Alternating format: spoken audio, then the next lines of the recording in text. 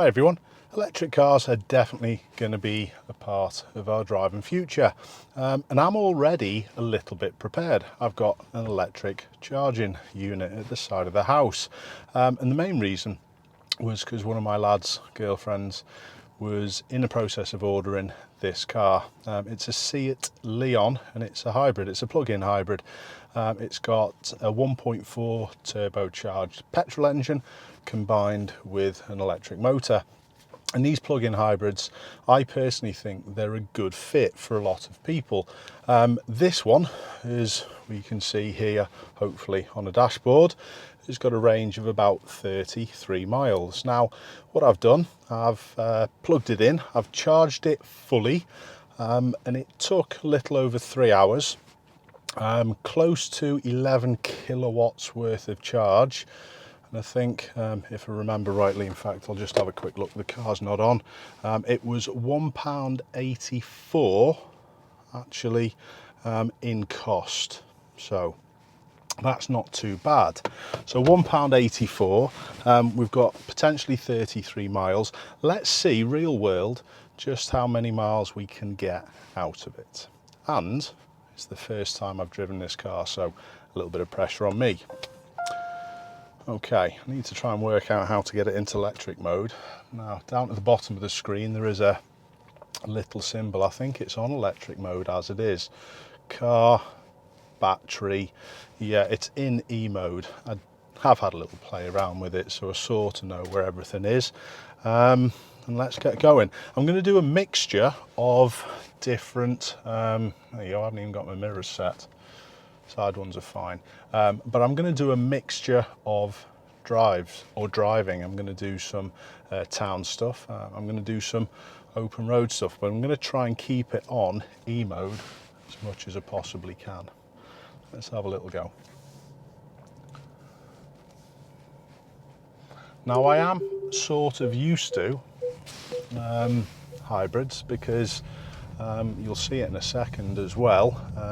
We've got one of my lads is still using the white Toyota there, and that's a normal mild hybrid which charges just while it's driving. But this is the first time I've actually driven one of these plug-in hybrids.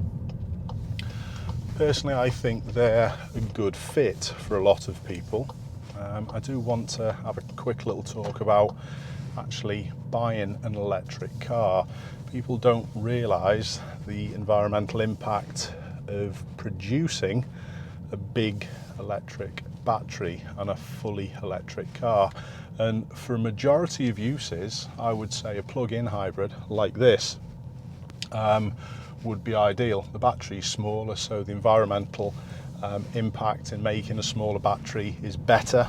It's not as much, and still 33 miles is a fair trek. Do you do more than 33 miles in your daily journeys? Well, most people actually don't, so I think it's an ideal way to go about things. First impressions of the car, it's lovely. It's like I said, it's a Seat Leon. It's based on the new Golf platform. It's effectively a Golf underpinning with the Seat body on top. Driving position, really nice. It's very well kitted out. Brakes wise there, actually felt quite nice. The majority of the braking is done with the electric motors and regeneration. So that's something that you may have to get used to the first time that you're going to go in one of these. Just noticed it's got automatic parking brake or handbrake. That's nice. The ride seems quite comfortable, and we're solely running on electric motor. The car, from the little bit of research, I haven't done a load of research, but from the little bit of research that I've done, the engine, the petrol engine, produces approximately 150 horsepower, and the battery is a little over 50 horsepower, so it's got in excess of 200 horsepower. It does go quite quick, apparently, but I'm not going to be using it in that way. I've got to be a little mindful of how you use it, because if I really put my foot down in certain scenarios, the engine would kick in. I don't really want that to happen, so I'm going to be sticking to speed limits. I'm going to make sure that I drive properly in the same way I always do, but we're just going to make sure that we've got an idea of the range and the cost. So remember, £1.84. Wonder how far we will get for that money. It's easy to plug the car in at home because, like I've already said, I've got an electric charger at the side of my house. Some of you might be thinking, well, has Ash got plans for an electric car? Well, eventually, yes. Not at the moment, though. So all we did, we got it in preparation. So, like I said, one of my lad's girlfriends can have the ability to charge up when, you know, she's at home. But it is a way forward. The electric charging point at the side of my house, I've averaged my electric bill, and I think it worked out at 16p, 17p per kilowatt, and that's what I was able to put into the app of my Anderson charger, and that's the make and model.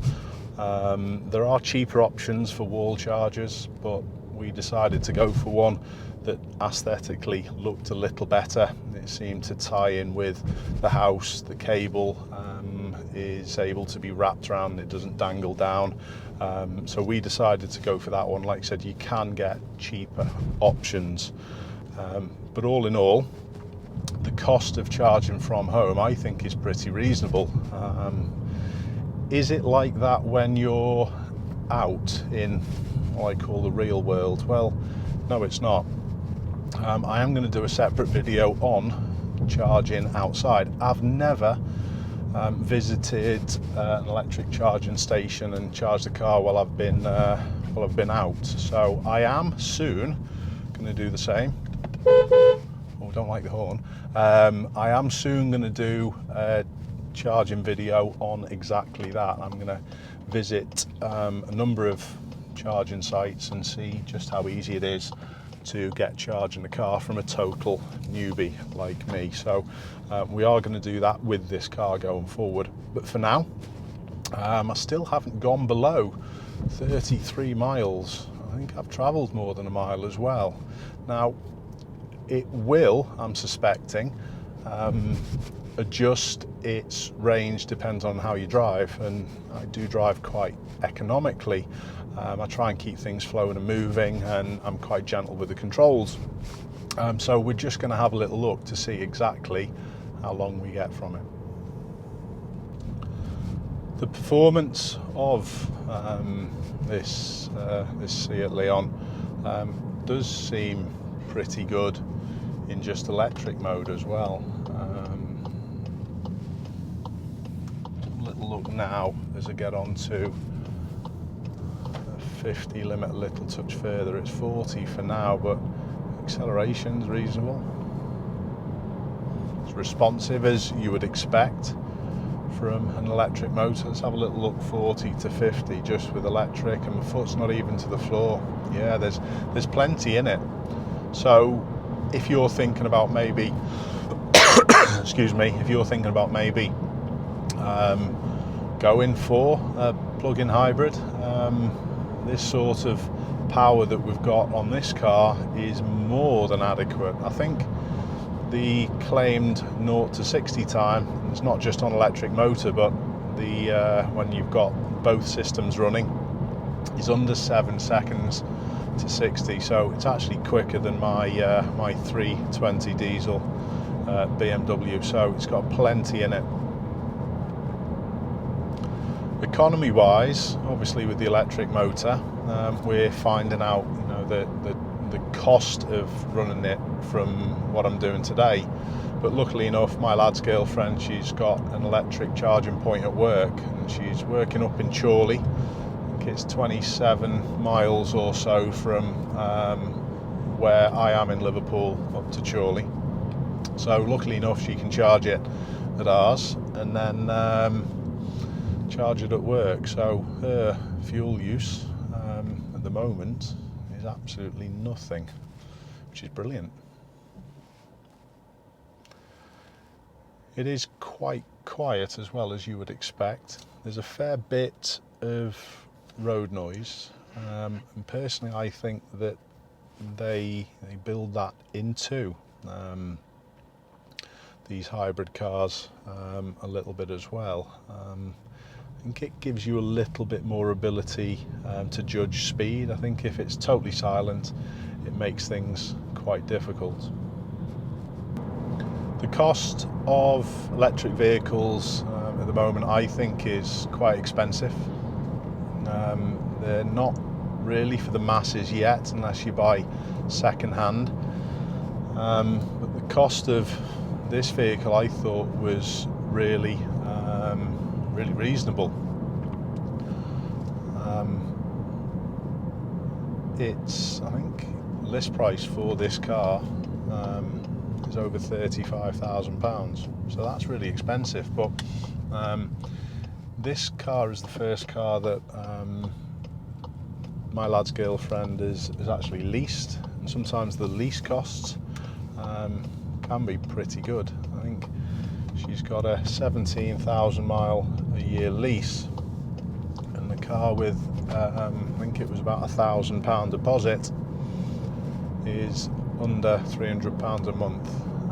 So if you put in the factor of little cost of fuel, it does make it an affordable way to go about your daily drive, and it's good for the environment as well. So it could be something that you consider.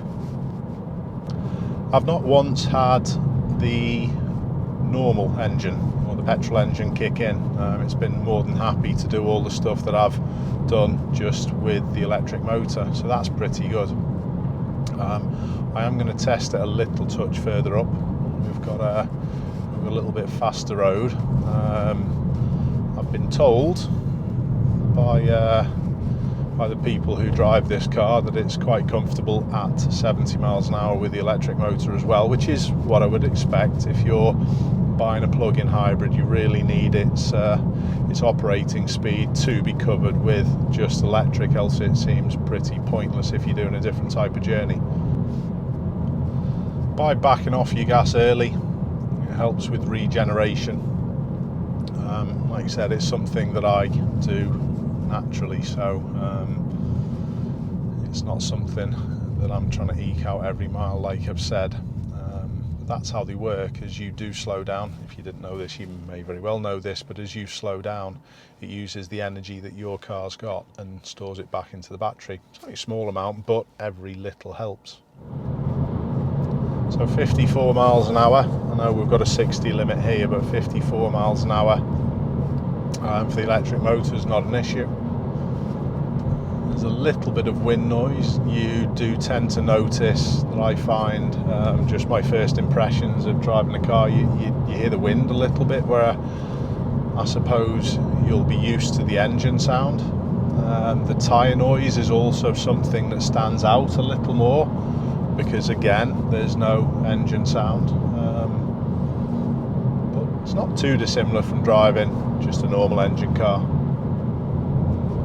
There's actually, I've just noticed, a power meter just below the rev counter. Hopefully you can see the rev counter.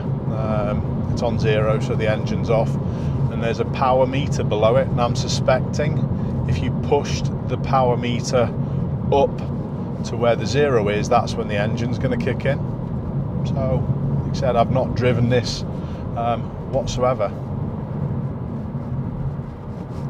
So the faster dual carriageway stuff is not an issue. The town stuff and the 30 limits, it's not an issue.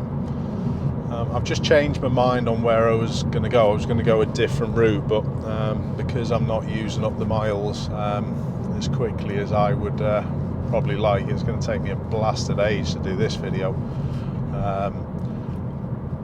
What I'm going to do, I'm going to head to some out of town stuff, and we're going to go and take it on the motorway. Obviously when you're at faster speed, it uses more energy to do that, and electric vehicles are generally most efficient when you drive them around town. When you start building up to higher speed, they then lose their charge quicker per mile. So that's what we're doing. We're just going to change track and go and use it on some motorways. We've even got a learner in front as well, so you can keep an eye on what they're doing. I may even look, if the learner is slow, to do an overtake if it's safe and right, but try and keep it within electric mode. Let's see how possible this is. So we've still got a 30 limit for now, but a little touch further up I know it does go to a national speed limit. We can see the signs just coming up here. But I'm not going to have a predetermined idea that I'm going to overtake the learner. We're going to look and see whether it's safe, legal and worth it, but I'd like to have a little look at what the acceleration's like here with the electric motor. So there's no point overtaking there. It does come back down to a 40 limit, a little touch further up. So I don't think I'm going to be overtaking for a little while. Just felt the steering wheel pull back a little bit there. I think this car has got lane keep assist. It's not something that I like, to be honest, and that can be the issue with it as well when you're on these roads, that it will keep you in between your lanes, even though that I might be positioning slightly this side for this right hand bend. It pushed me back a little. So these modern aids on the car aren't necessarily the best for me. Now let's have a little nosy about how the learner's going to be dealing with the cyclist. It's interesting for me that the newer drivers tend to deal with cyclists in a better way than the older drivers. I don't think as much was done when I learned to drive about the risks and the consideration required for cyclists. So it'll be interesting just to see how this learner's dealing with the cyclist. They're doing a good job at the minute, not travelling too close. There's no opportunities at the minute.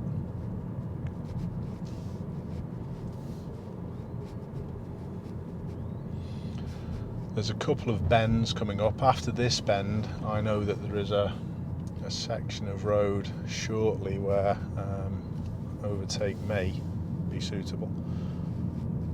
Have a little look what the learner's going to do after the following bend. There's a big long straight part. There are a couple of farm entrances, but visibility is usually good enough that you can go past comfortably.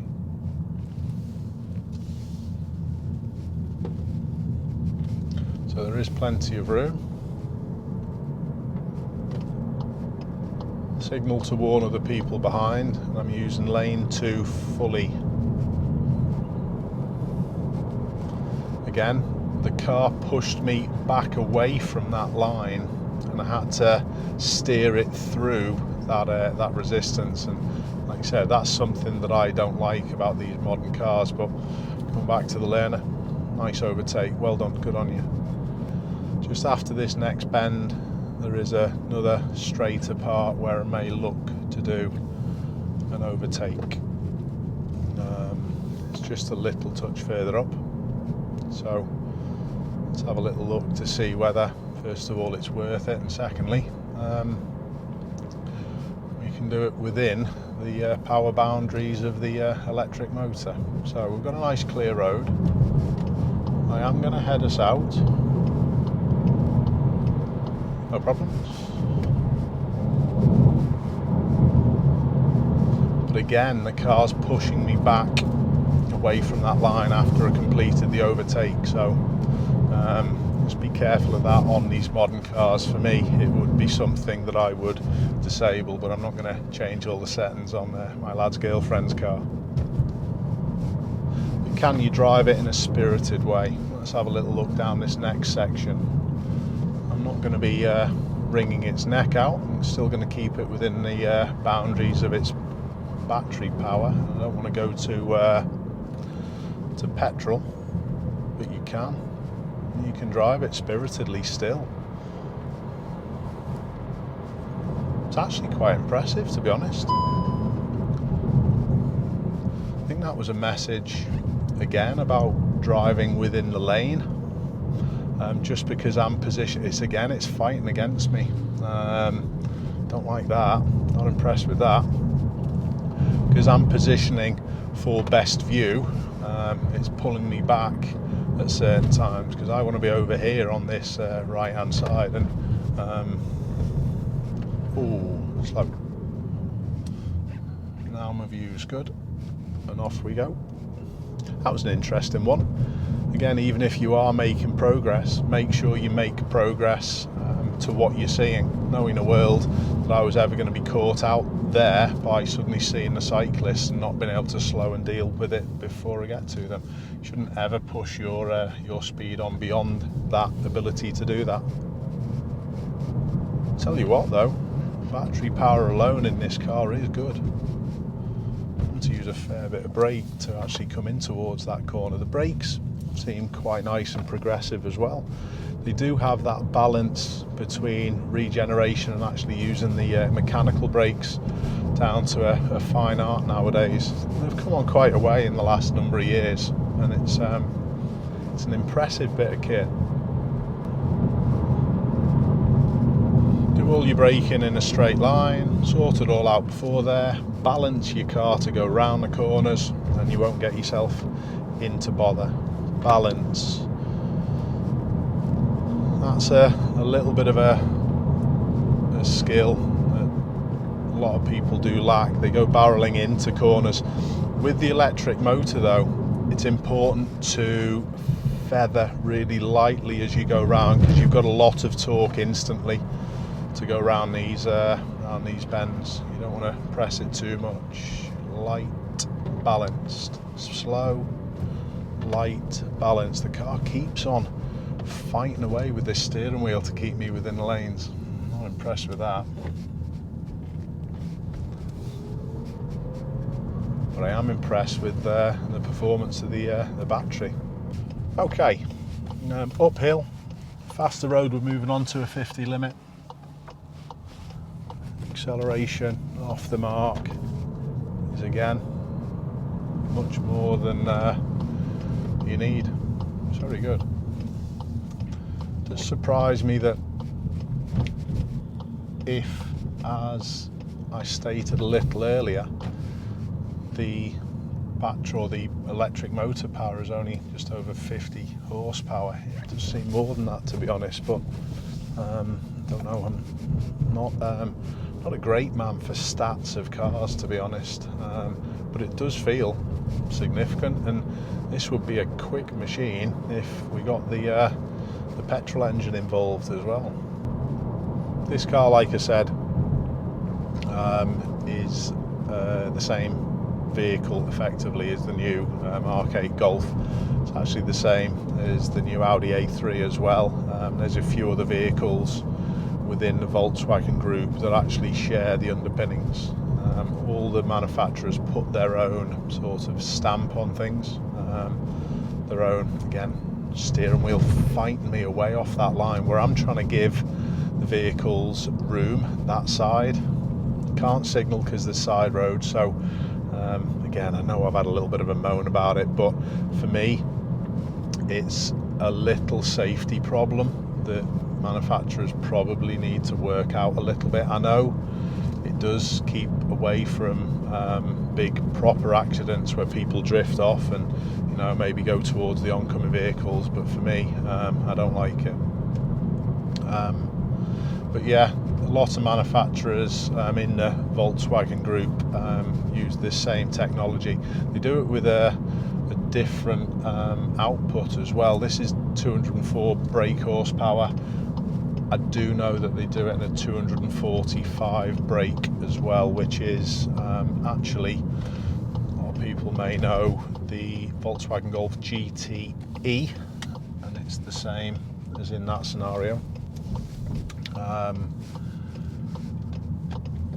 Cupra, which is a sister sportier brand to See It, do it in their Cupra Leon as well, in both 204 and 245 brake horsepower, but this is the lower powered one.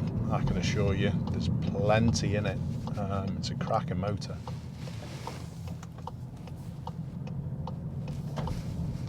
Would it be good for driving schools? Well, it might, but unfortunately, a little downside to plug-in hybrids that I would like to talk about is the charging speed.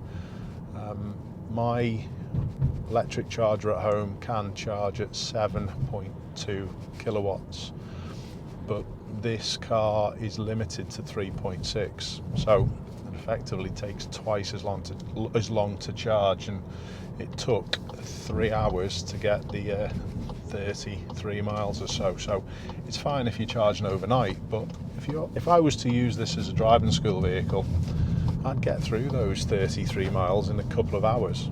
Then what have I got to do? Wait for another 3 hours before I can then go out and work? So it's not ideal. I would like a car like this though myself.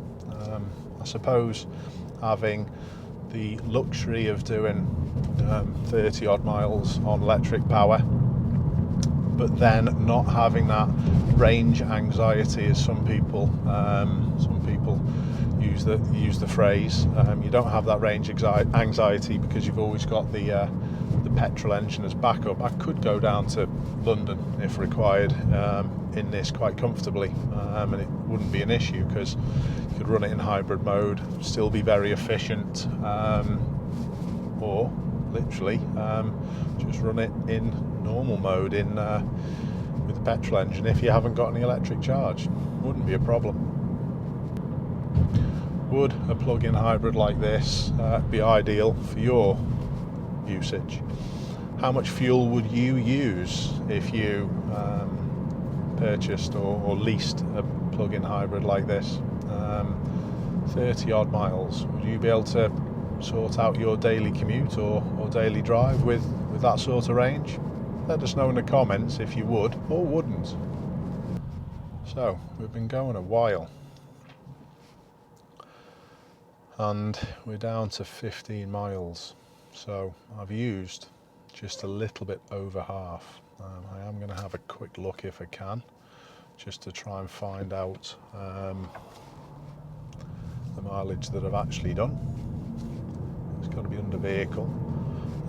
It could be another thing that I actually use and do another video on as well. These modern operating systems, I personally think they take people's attention away, so you have to be very, very careful of when you're going to use it. What I might do a little bit further up, I do know that there's a parking spot. I might actually park in and just try and find out, rather than trying to go through all the settings as I'm on the move. That just increases risk. May as well just park in and try and find out the info that I want. I did reset the computer on range before I actually started, so we should have an idea of what we've done up to this point. Not once have I had the proper petrol engine kick in, which is interesting. Not been slow, as you can see. I'm doing 57 miles an hour there. Left the cars, I wouldn't say for dead behind, but I haven't been driving particularly slowly. I've been getting on with things, same sort of level as I would expect a driver or a driving instructor to do if we were doing some part 2 training. So imagine you're late getting somewhere but you're being followed by the police. It's a nice way to think about your driving on a daily basis. Nothing wrong with making a little bit of progress and enjoying yourself. So here's the little parking area, 1/4 mile up ahead. So I think we'll dive in here and see if we can find out how many miles we've done. It's indicated that I've probably done 20 miles since I started, because it says I've got 13 miles left, but I'm suspecting I've probably done a little more than that, to be honest.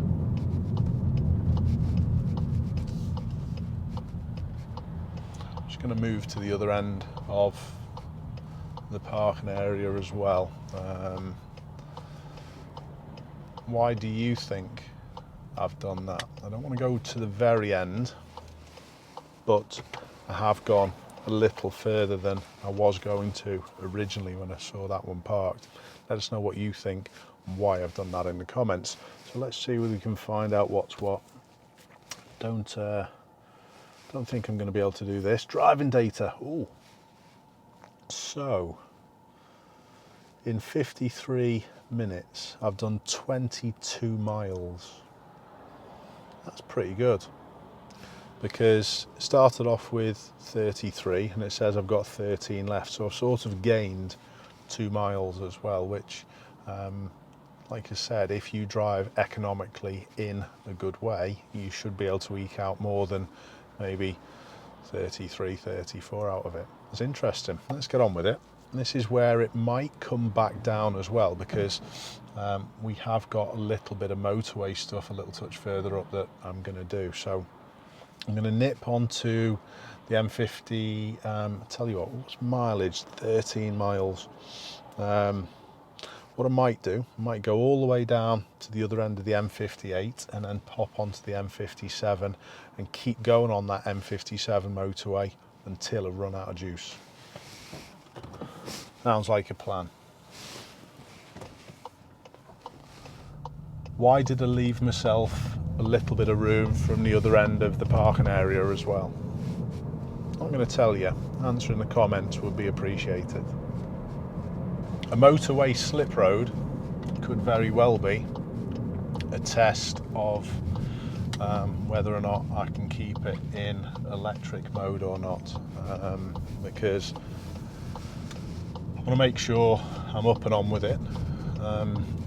There is a problem with people merging too slowly, so you've got to make sure I usually say at least as quick as the lorries, so I'm going to be trying to get to at least 55, 56 miles an hour by the time we get up to the motorway. So this is going to be a little test. I'm going to keep an eye on my power meter as well, knowing the world I'm ever going to put myself at risk or anyone else, but I doubt that's going to be the case with what I've found out about this car in the first 50 odd minutes of driving. It's got plenty. There we go, 40, 50, so I'm all right, no issues. 60, no need to signal, no, not a problem. Again, steering wheel pushing me away from those lines just because I didn't signal. Not happy with that. So, cruise control. I know some people don't like using cruise control, but I use it all the time. It's a great way of eking out as much fuel economy as possible. It is more fuel efficient than doing things yourself.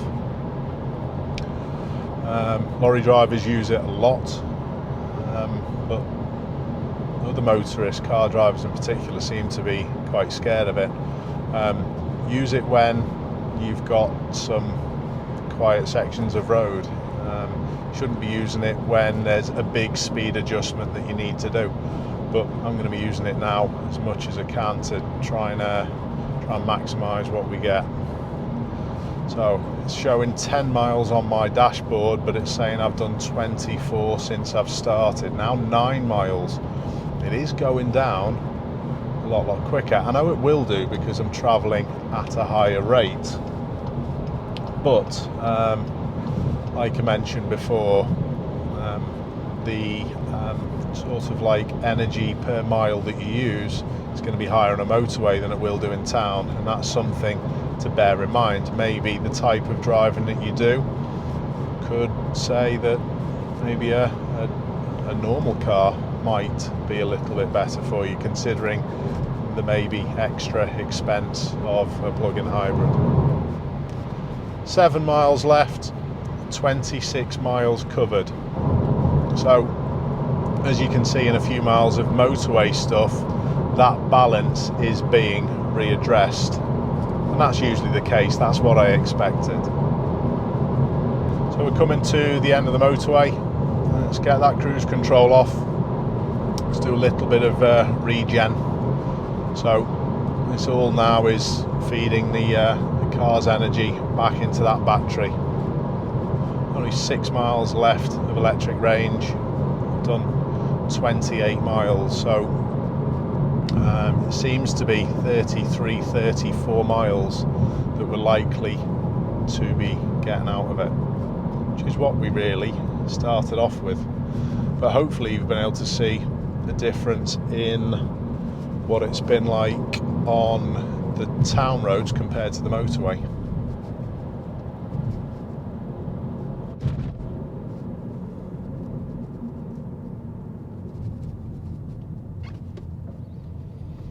By keeping your speed up as much as you can, by keeping things flowing. I'm just not sure about this guy, he's gone into the wrong lane.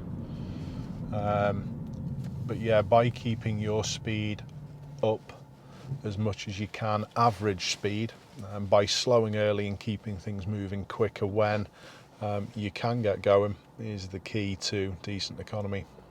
If you haven't seen my video where I try and drive my 3 Series as economically as possible, check it out. I'll leave a link in the corner. There's a fair few more vehicles around that are electric nowadays as well. I've just spotted an Audi e-tron 2 in front.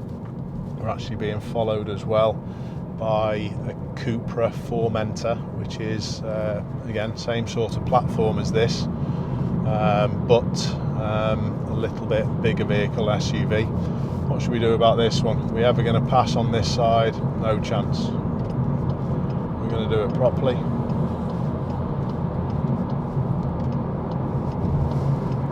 Poor lane discipline, but don't ever get triggered by it and going through on that left hand side. Do it properly, because then if there is an accident,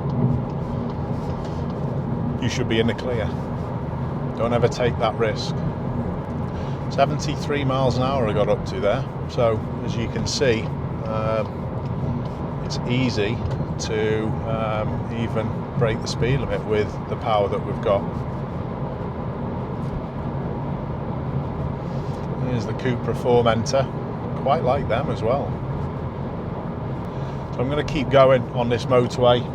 It's saying that I've got 4 miles left, so we're going to keep going. We're going to keep trying to make a little bit of progress. We'll just see how long we get. 3 miles. I've done 30 up to now. Be interesting to see what it does. I'm suspecting when we get down to a certain level of charge, the engine will just kick in. What I'm going to do at that point, I'm instantly going to read our mileage that we've done, and then we get the idea of economy wise. Need to go past my turn as well.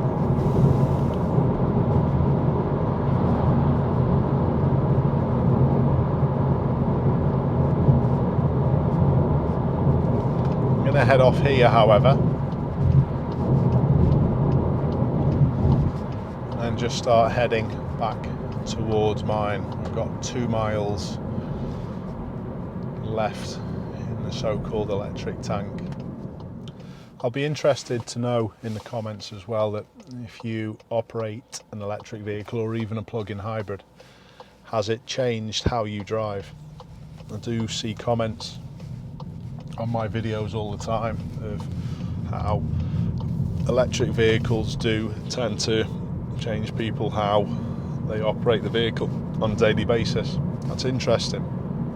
If you think about what I've done today, I've driven in a way that I didn't want to use any fuel. Perhaps that's a good thing. Will that calm people down? Would it then just reduce their progress by maybe 10-15%, and does that affect safety? That would be an interesting one that I'd like to hear people's opinions and experiences in the comments also.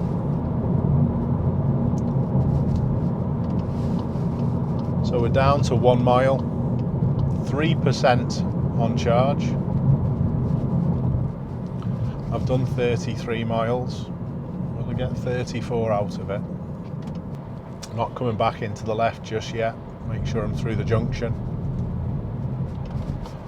If you lane change too early, the lights change, you've then got problems with people behind. I am turning right a little touch further up though, so I'm just going to hold station in this middle lane. We're down to 2%, it says 0 miles. Okay, I've been told that the car does tend to hold a little bit of charge back, so actually when you move away you've still got the electric ability, but will the engine soon kick in? I'm suspecting it might. 34 miles I've done. Just be careful of this Ford coming past on my right side, because they've just jumped a late light. They're usually in sequence, always be ready for the second set as well further down the road if the other set changed pretty late. These might. While I've been talking, the car's jumped back into life, so we've got engine working again. Okay, so 34 miles I've done. That's pretty good going. It's a little bit more than it said it was going to use. I'm going to nip my way back to mine. I haven't got that far to go. I didn't want to use much fuel anyway, to be honest. I wanted to make sure it was as most on electric power as I can. That's why I changed my mind on where I went on the motorway. But I'm going to get myself back to mine and then we'll wrap it up.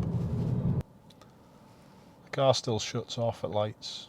It's still got enough power to be able to do that, which is nice to know. And it still moves away on electric power until you get going. So that again, even for a plug-in hybrid, I think it's good, because that's the most fuel using time when your car's actually moving off. If you've ever had to push a broken down car, you should be able to understand this. Getting the car going takes a lot more effort than keeping the car going, so that's what these hybrids do. They will still pull back a little bit of charge just so it can shut off and save a little bit of the environment while we're sat up at lights, and then uses a little bit of electricity to get us going. Let's see whether it does the same here.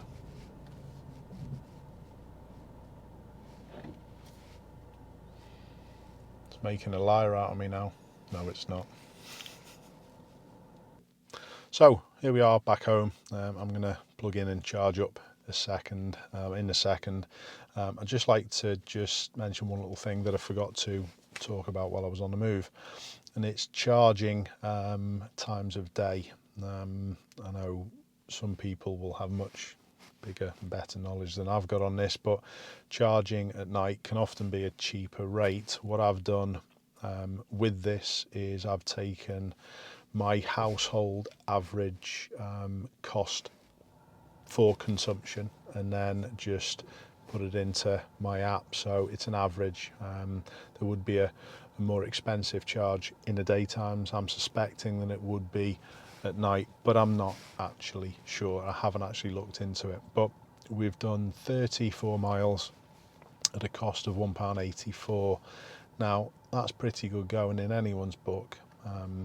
5.4 pence per mile. I don't think there'd be many cars out there that could match that. Overall experience is pretty good, especially if you can charge your plug-in hybrid overnight and it's ready for you in the morning, which is most of the time what people could do. It makes it even better because my lad's girlfriend has got a charging station at work, so the 27 miles that it is from here to her work can be sorted out on one charge, and then she gets another charge, which I will add is free of charge from her workplace. So well done to her workplace for doing that.